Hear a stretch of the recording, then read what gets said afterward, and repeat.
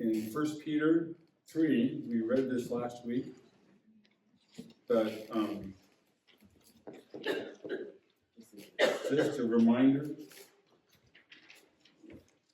1 Peter 3:13 and following. Now who is there to harm you if you are zealous for what is good? But even if you should suffer for righteousness' sake, you will be blessed. Have no fear of them, nor be troubled. But in your hearts honor Christ the Lord as holy, always being prepared to make a defense to anyone who asks you for a reason for the hope that is in you. Yet, do it with gentleness and respect, having a good conscience, so that when you are slandered, those who revile your good behavior in Christ may be put to shame. For it is better to suffer for doing good, if that should be God's will, than for doing evil. So, just a little bit of a set to have an answer with respect. So, today, I'd like us to look at Genesis 7 and 8. And when I started on the thing about Noah, my tendency, my desire is to sort of be nice and avoid controversy.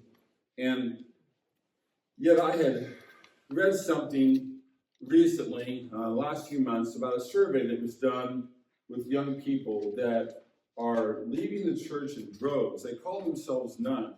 And they're not hostile to Christianity, but they're not attending church, and they don't consider themselves Christian.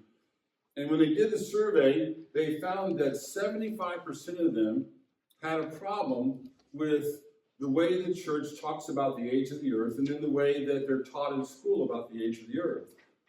And so, as we were coming up on Noah's flood, and going through the life of Noah, I just felt that I had to deal with this. It's a current thing that's going all around, and it would almost be negligent for me as a pastor to not deal with that at all. So there's so much to say about these things. You can spend hours, and thousands of books have been written in all kinds of directions. But hopefully this morning I can give us something that will be helpful. And especially helpful, I want you to hear, my heart is for the young people, that if we have an opportunity to talk with them and to be with them and to give them something of a reply that is helpful, that's really where I'm aiming at. So this morning, let me tell you a little bit about my own story. When I was 16,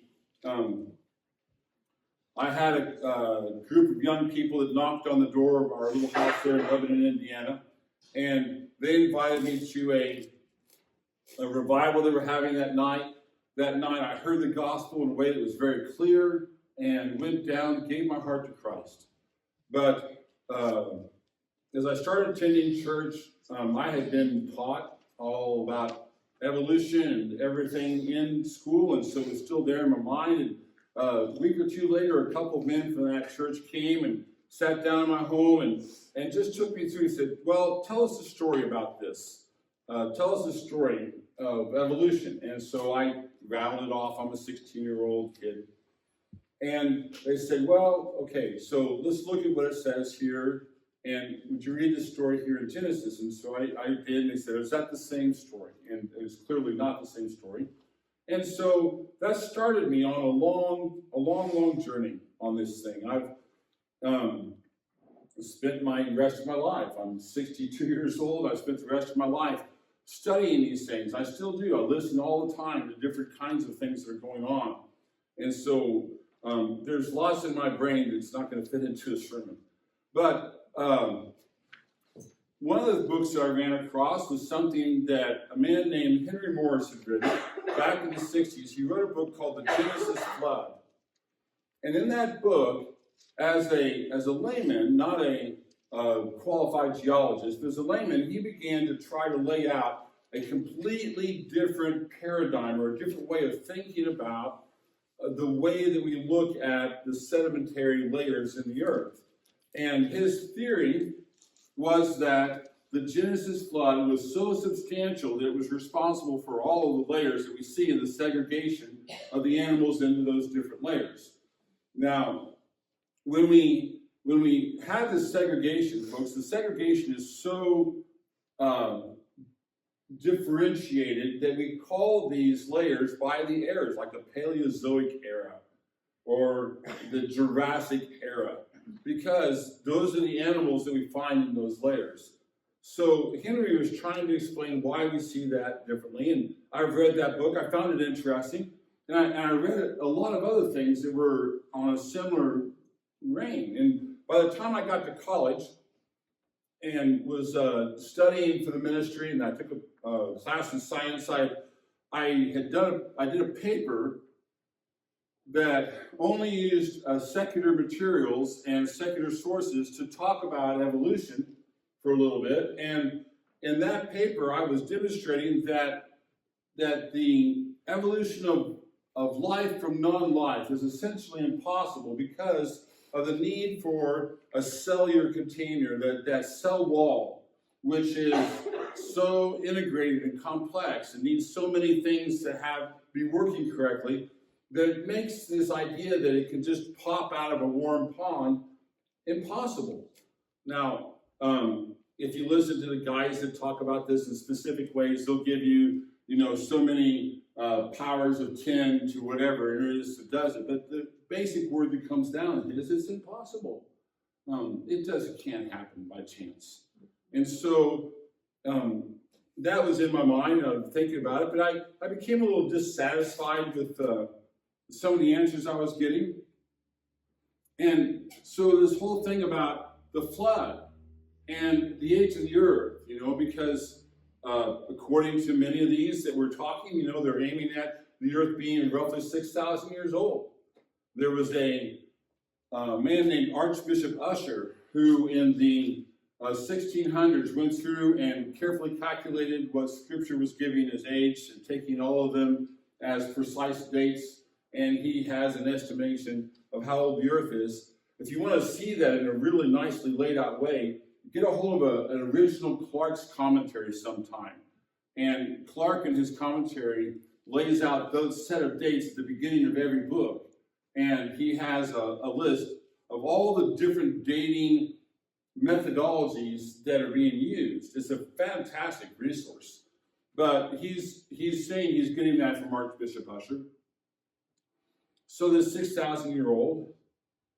But another thing that hit me, I was shortly after Naomi and I were married, we'd gone to visit my grandmother, and we were there in West Virginia, and as you know, West Virginia is coal mining, right?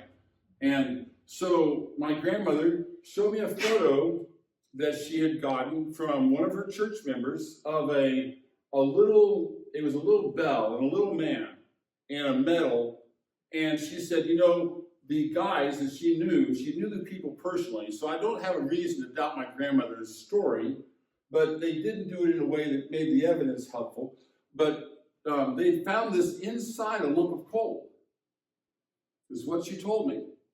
And so they cleaned the coal off, which I wish they hadn't done, but they did. They cleaned the coal off, and then they tried to get it analyzed, and the analysis came back that it was a metal that no one knew exactly what this metal was. It wasn't one that was being commonly used. And so that was sort of like, wow, that's really fascinating. That's there. And I've often wondered why they don't take coal beds and actually, go through that same kind of a process and try to see, exactly what's in some of those. But anyway, that was just a little notch in the, okay, this is an interesting question sort of a thing. As well, the Noah's flood, that story and the picture we have on the front of our bulletin today, that story is known across the world. It's one of the most widely known stories. And one of the things that's interesting is that many cultures around the world have a flood story that's similar in some way. There are literally hundreds of these stories in all kinds of different cultures that pop up around the world. And that's really fascinating that so many different ones. Now, the stories are not identical. They have different features to them. But that core of the story, that there was a flood, that there were a few people that escaped it because they had a vessel, that core is there in many of these stories. So during that time then, was we were getting our kids grown and stuff, they began to build the Creation Museum in Kentucky, and then later the Ark. And Neil and I had a chance to go through that Creation Museum. And I've not been to the Ark yet. I'd like to go. It just hasn't been an opportunity with our schedule and lifetime. But that's really fascinating. And people are pouring some energy and effort into talking about these things and promoting them. And then in 1996, a man who is a molecular biologist wrote a book called Darwin's Black Box. Now, Michael B. He, at the time, was in his 30s and had assumed that all the things that he was being taught about evolution were true. And as a microbiologist, he began to ask some of his colleagues, well, but how is this done? Or how is that done? Or what are the exact ways that this is accomplished? He thought people had the answers for them. And he found out that they didn't have the answers for them. And he thought, well, wait a minute. I'm a microbiologist. I can probably do something about this. And so he began to study this very carefully and found that there were structures inside the cell that were so machine-like and systematized and integrated that it was impossible for them to have been built by some sort of a slow, stepwise process. And the one that he likes to promote the most is a little, what they call flagellum motor, which is an actual motor. And when you see a picture of this thing, it's insane. It looks like an outboard motor. And I would encourage you to take some time, do a Google search, and look up the flagellum motor. There's been more and more that's done about these things lately. But that was coming out in the 1990s, and I read that book, and I thought, wow, that's really interesting. That's amazing. So this whole idea of the biology being able to be built up gradually, that story has been more and more under attack, and especially from the idea that the life is a series of integrated systems that are built on one another and is interdependent, which means that if you don't have one in place, the other ones don't work. So that kind of a deal is there. But there's also been a lot of study just about the fitness of the world and how fit it is for life. One of the best books I've read about that was a book called The Privileged Planet by a couple of astronomers that showed that the universe and our world is designed in such a way that the same things that make it fit for life are the same things that make it able to be researched and looked at. So let me give you just a couple of those. We breathe about 20% oxygen in the atmosphere. And if we didn't have that much oxygen at that level, we would have a problem. If it was lower than that, we couldn't breathe at all. If it was higher than that, the world would explode in a flaming ball of flame. At the same time, it just so happens by chance and happenstance and randomness that oxygen happens to be clear. And we have a clear atmosphere that allows us to see into the universe. And any other combination of an atmosphere wouldn't allow us to breathe. We couldn't be alive. But it also would not allow us to see into the world, into the universe outside. And that kind of a series, they had a book, in their book, 40, 50 different things like this that they were able to go through and trace how the same conditions physically that made life possible were the same things that made it researchable, which is fascinating. It's amazing. So, yeah, so that's the sort of the evolutionary thing about this, but we have another problem, which is this whole age of the earth thing and Noah's flood. And as I read Henry Morris's book, I was impressed with that. I think there's some evidence for that. I've read a lot of the stories that talk about how, their dating methods and how they're not really right or something. I've read those things. And I have some problems with that. And so, for me, as I look at these things, and one of the reasons I'm expressing this is that when we look at young people and they're facing these challenges, we have to somewhat face that same challenge they're facing and be ready to give an answer that's reasonable. So, so the schools teach, and I've read a lot of books like this. I read too much stuff, okay? I do. And I don't think there's such a thing as reading. yeah, I don't know. I'm pretty close to the level of that one, but so there's this thing about the universe having a beginning, coming from a point about 13.5 billion years ago, and where did that come from? And I've got an illustration that's up here on the television of what's called a Hubble Deep Space Field. And the fascinating thing is that every point of light that you're looking at is a full-sized galaxy. And that deep space field is zoomed in on a fraction of the sky, the littlest, tiniest, little tiny portion of flying is looking so deep into this thing, and yet, as you can see, there's countless galaxies that go off into the distance. And that's a physical thing we can see that's so far away that from what we understand right now about the speed of light, it would have taken billions of years for the light from those galaxies to reach us. And so, you know, how big is the universe? How old is it? Well, that seems to say it's kind of old. You know, how did it get that way? I've read books recently about the men who had first postulated about the universe beginning at a certain point in time. It's a fascinating story. We hear about Hubble, we hear about Einstein, but there's 3 or 4 other guys that actually formulated these things, and their story is fascinating. If you'd like to get that book, I could give you a reference for that one.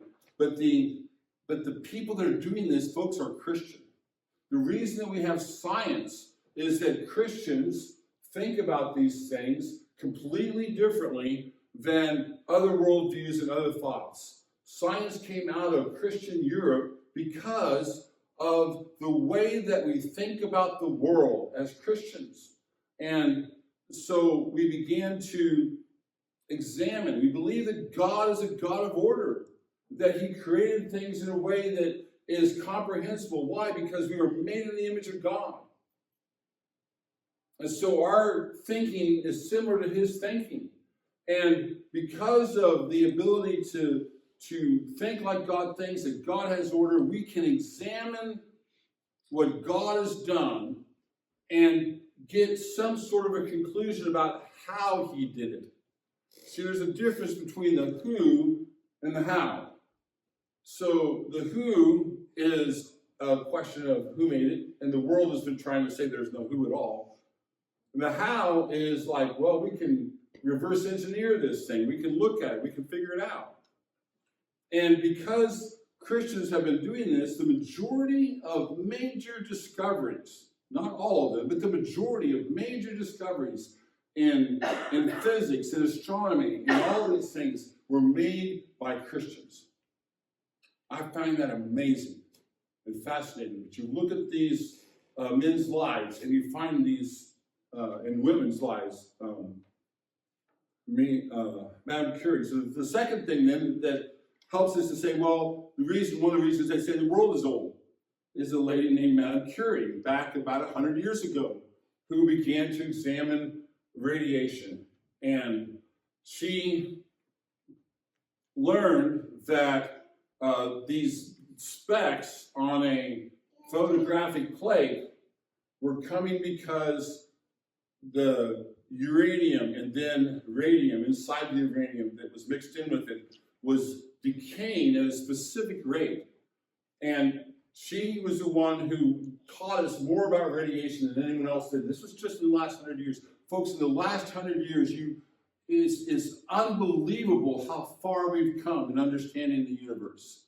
All of the things that a kid in elementary school or junior high or high school are taught about science and physics today were all learned in about the last 150 years.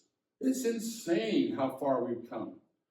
And So Madame Curie found out that when an element is radiating, that it does so at a regular rate, and it gives it up in about it's called a half-life. It takes so much time, and about half of it changes from one element into another element. And it does so at a regular rate, and half of that, it does the other. So uranium turns into lead on a regular rate, and it takes about 4.5 billion years for a whole lump of uranium to turn into a whole lump of lead, which is kind of fascinating. And it's one of the ways that they now use to say, well, the Earth is that old. I've got some things I could ask questions about that might challenge that, but it's not because people are trying to lie. That's what I'm trying to get here to. It's not because they're liars, or because they're being deceptive, or because they're trying to fool people, or because they're trying to cover over who God is. It's because they're looking at something that they can see. And we have nuclear power reactors right here in Ohio, and all over the United States that provide 18% of our whole electricity, and half for the last many, many years. This stuff works in an engineering sense because it's so reliable. So that kind of reliability is part of what people are looking at when they say, well, the Earth is old. And it's like, wow, okay, that's interesting, that's fascinating. So where all this is going, in terms of this thing, I put into my outline, something I didn't have here, that with the kids, they're given these two options, and both of these options are wrong options, okay? Both these options are wrong options. And when a kid is given an option, sometimes the church presents stuff in such a way that they're saying, oh, all the scientists are wrong and they're all lying. Okay, well, that's really not helpful. There's a lot of Christians that built these things and that have faith in God. And then the world turns around and says to us, oh no, if you say the world is young, you're lying. And so you get this liar, liar, liar, liar accusation running back and forth. And a poor kid that's going through school is caught trying to figure out what in the world this is. And it's not helpful. It doesn't help them to deal with who they are. And what I'm trying to say today is that whatever you believe about this, it's okay. It's not about salvation. You can be a Christian and have a whole range of ways that you put this together in your mind and still follow Christ with all your heart and still believe the stories are true. It doesn't have to be that there's a certain way that's locked in. And the reason why I'm saying that is that God has given us these minds to use. But he's also given us a measure of humility. Folks, God is greater than we can imagine. We were singing about it this morning. Above all wisdom, above all power, above all kingdoms. And about the time that we think that we've got it completely figured out, folks, no. He is greater. And what he tells us is real. What he tells us is true. What he tells us is only a part. Only a little bit. And I've said this before about my little granddaughter. I love my little granddaughter, Hannah. She's such a delight. And what we give to Hannah is true. You're right. But she can't absorb what we are. She can't absorb it. It's impossible for her. How much more the everlasting God, who from all eternity has existed, who has so much power that he can speak the world into existence. He is far greater than we can imagine. So whatever we say about these things, we may have a strong conviction about them, but please, let's keep a humility that says that it's okay if someone disagrees with me and they're seeing something different. That doesn't mean that they're wrong and I'm right, or that they're lying and I'm telling the truth, or I'm lying and they're telling the truth. No, it may just be that, man, we see these things in the best we can with what we have. So, with that said, And I want to give you just a little bit of the way that I think about it. And I could be very wrong about this, but what I'm going to give you today, I've never written anywhere else. I've never done a sermon about this. So this is something that David has thought about for about 30 years, but has never told anybody else. So you get a gift for this today. And so this is that. First of all, this story is amazing. Okay, the guys that read this story and want to just make it some sort of a mythical story, I don't think they read it very closely. Let me just read a little bit of the book of Genesis for just a moment here on page 5 in chapter 7 and 8. Verse 5, Noah did all that the Lord commanded him. Noah was 600 years old when the floodwaters came on the earth. And Noah and his sons and his wife and his sons' wives with him went into the ark to escape the waters of the flood. Of clean animals and animals that are not clean, of birds and everything that creeps on the ground, 2 and 2, male and female, went into the ark with Noah as God had commanded Noah. And after 7 days, the waters of the flood came upon the earth. In the 600th year of Noah's life, in the 2nd month, on the 17th day of the month, on that day, all the fountains of the great deep burst forth, the windows of the heavens were opened, and the rain fell on the earth 40 days and 40 nights. On that very same day, Noah and his sons, Shem, Ham, and Japheth, and Noah's wife and 3 wives of his sons with them, entered the ark. They, and every beast according to his kind, and all the livestock according to their kinds, and every creeping thing that creeps on the earth according to his kind, every bird according to his kind, every winged creature, they went into the ark with Noah 2 and 2 of all flesh, in which there is a breath of life. In verse 17, the flood continued 40 days on the earth. The waters increased and bore up the ark and rose high above the earth. The waters prevailed and increased greatly on the earth, and the ark floated on the face of the waters. The waters prevailed so mightily on the earth that all the high mountains under the whole heaven were covered. The waters prevailed above the mountains, covering them 15 cubits deep, and all flesh died that moved on the earth, birds, livestock, beasts, all swarming creatures that swarm on the earth with all mankind. Everything on the dry land in whose nostrils was the breath of life died.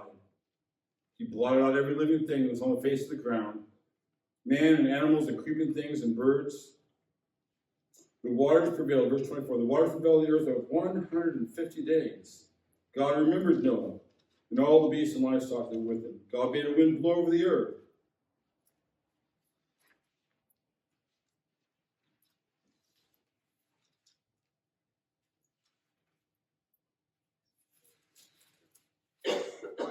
And the fountains of the deep and the windows of the heaven were closed. The rain from the heavens was restrained. And the waters receded from the earth continually. At the end of 150 days, the waters had abated. In the 7th month, on the 17th day of the month, the ark came to rest on the mountains of Ararat. And then I'm going to just skip this for a moment. So as we're looking at this, Noah was in this ark for 10 months and 15 days. This flood rose suddenly within 40 days and stayed mostly level for about 110 days. And then it slowly began to decline, and the ark came to rest on the 150th day after the flood started. It then took another 76 days for the tops of the mountains to be seen. And after that, he sent out a raven and then a dove. The dove came back. He waited another week. He sent out the dove again. Came back with an olive. They waited one more week, and then they were able to go out. And so he and his family left the ark on his birthday, 10 months and 15 days after they entered the ark. Okay, so some observations about this story. First, this kind of description is not mythological. It's not a myth. It's not describing a myth. It's describing a series of measured events, which is really fascinating. It doesn't have any weird magical stuff there. It doesn't have any exaggerated sizes or people or stories of weird sounding miracles or shapes or anything like that. It's just a straightforward account. It's kind of fascinating that way. since Noah is the only person listed, it's likely it came directly from him. Now, one of the stories that I read about how a flood like this could happen was that God had created the world initially with a completely different configuration, and that under the surface of the earth were vast caverns of water that were burst, and then they sprayed out and sprayed into the upper atmosphere, which gave us the rain, and then the whole thing is collapsing. And I find that a little bit hard to absorb. I don't think that's right. And the reason I don't think it's right is a couple things. One is that if God had created the world that way, it means he would have been planning for mankind to fail and to flood them. And I don't think so. When we read in Genesis 1, it says over and over again, the Lord saw what he had made and it was good. It was good, it was good, it was good, it was good. He was not planning for failure. So that makes me kind of hesitant to think about it that way. And then the other is, the people that give this story don't tell us why it fails. They assume maybe God, I guess, poked his finger someplace and broke the whole thing up. But they don't tell us how it fails. Now, why would I say this in terms of a non-miraculous sort of a thing? Would I say, well, God could have done it? Of course, God has the power to speak things into existence. We see him speaking and bringing Lazarus out of the tomb whole. So, he's perfectly capable of making matter and energy. But in this particular account, other than the animals coming to the ark, everything else is pretty normal in terms of the physical descriptions of the things that are happening. So it doesn't say that God made a miracle to cause the earth to flood. He says that God brought the flood, but it says that the fountains of the great deep burst and the weather patterns, became horrible. So, where did all this water come from? Well, anybody look at the Pacific Ocean lately? I've flown over it a bunch of times. I can tell you it takes a long time to fly over that thing. That's like the most boring flight in all the world. Flying over the Pacific Ocean for a good 20 hours. I mean, you've got lots of other things you can do. That's the hardest thing in the world to get through. There's a lot of water on this world. So there's plenty of water to cause a flood. And I have an idea in my mind that if a planet had wandered through the solar system in such a way that it was just close enough that the gravitational field caused a tidal disruption across the world, you could have a wandering planet that caused this kind of a thing. What makes me think about this is the timing. It's a half year. You have lots of water that's flooding the world. And so a planet moving through the system could cause tremendous disruption to the surface of the earth, could cause tremendous earthquakes. It disrupts the crust. And you would have a mechanism for a flood that could have happened 10,000 years ago, and we would not see any evidence that, we couldn't look out and find it with a telescope today. We wouldn't see it. But on the other hand, if something like this was really what happened, this is all guesswork, and it's just mine, okay? And my point in making the guesswork that I've done available to you today is to say it's okay to guess. We don't have to be locked into a particular way of thinking about this thing. There's no salvation issue involved in this. So, I'm guessing that the earth is old, but I'm also guessing that maybe what happened in the flood is that this planet passing through the solar system causes these flood waters to rise, and as the earth is circling the sun, we find that about, half a year it takes for it to finish subsiding, and then if the waters are that high, of course it would take some months for everything to finish draining, which is what we see in the story. So, about half a year worth of that, and then the waters begin to drain. Now, I haven't done any real research to figure this out this way, just the observations I have, the reading I've done. And I talked to a guy one time that had a program he was running on orbits, and this was not an official sort of anything, but I just asked him, I said, hey, what would happen if you were to send a large planetoid object through the solar system at about this inclination? He said, well, you would get this and this. He said, I've had a wobble in the orbit of the Earth, and I couldn't figure out where the wobble came from. Maybe that's what the problem was. So we know that there's planet-sized bodies wandering empty through space. That's one of the things that they are aware of. So this is a very possible explanation for why the Earth could be both old and the flood could be very recent and be within the lifetime of humanity and the stories we hear. So that for me is like, okay, that's the way that I would resolve this. And I say, okay, that kind of works for me. And then how big is it? Is that really what happened? Well, I don't know. It would take a lot of money to study and some people working on this thing to go and look and try to experiment and see if what I'm got as a suggestion was true. I don't have that time and energy. But again, my point is that let's give each other space for this and help our young people to allow them to think deeply, but not make it a salvation issue. And if they disagree, it's okay. Yeah. So as I've been reading this, I was thinking about Hebrews chapter 4. Because Genesis chapter 1 really gives us a story that allows for the Sabbath.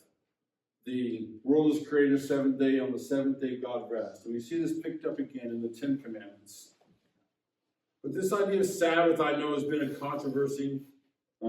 We have a group of believers that call themselves Seventh-day Adventists, and they worship on a Saturday instead of a Sunday. There's all kinds of controversy about this sometimes. But I'd like to read what Hebrews says, the Hebrew writer in chapter 4. Because the important thing is salvation. The important thing is not how old the world is. The important thing is that we believe the man who was raised from the dead. The Hebrew writer says, therefore, while the promise of entering his rest stands, let's fear lest any of you should seem to have failed to reach it. For the good news came to us just as to them, but the message they heard did not benefit them, because they were not united by faith with those who listened. For we who have believed enter that rest, as he has said. Folks, can we say this together? For we who have believed enter that rest. Let's say it again. For we who have believed enter that rest. As he has said, I've sworn in my wrath, they shall not enter my rest. Although his works were finished from the foundation of the world. He has somewhere spoken of the seventh day in this way, and God rested on the seventh day from all his works. And again in this passage, he says, they shall not enter my rest. Since therefore it remains for some, and maybe some here today, for some to enter it, and those who have formerly received the good news failed to enter because of disobedience. Again, he appoints a certain day, today, saying through David, so long afterward, in the words already quoted, today, if you hear his voice, do not harden your hearts. I want to say that to you today. If you hear his voice, don't harden your heart. If Joshua had given them rest, God would not have spoken of another day later on. So then, there remains a Sabbath rest for the people of God. For whoever has entered God's rest has also rested from his works, as God did from his. Let us therefore strive to enter that rest, so that no one may fall by some sort of disobedience. For the word of God is living and active, sharper than any two-edged sword, piercing to the division of the soul and spirit, of joints and marrow, and discerning the thoughts and intentions of the heart.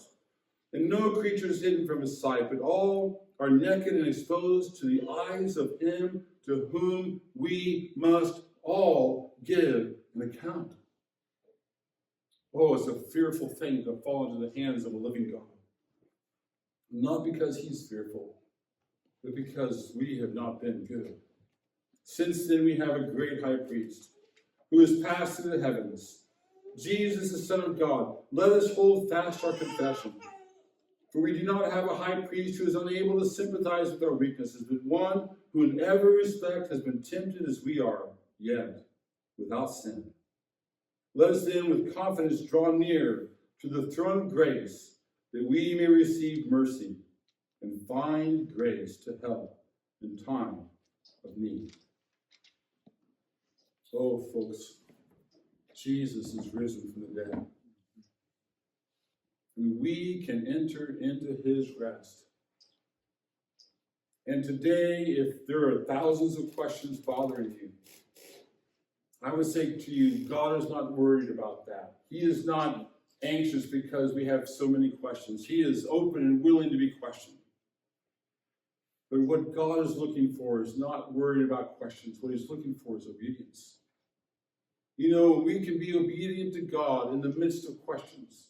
We can follow what we know in the midst of what we don't yet know.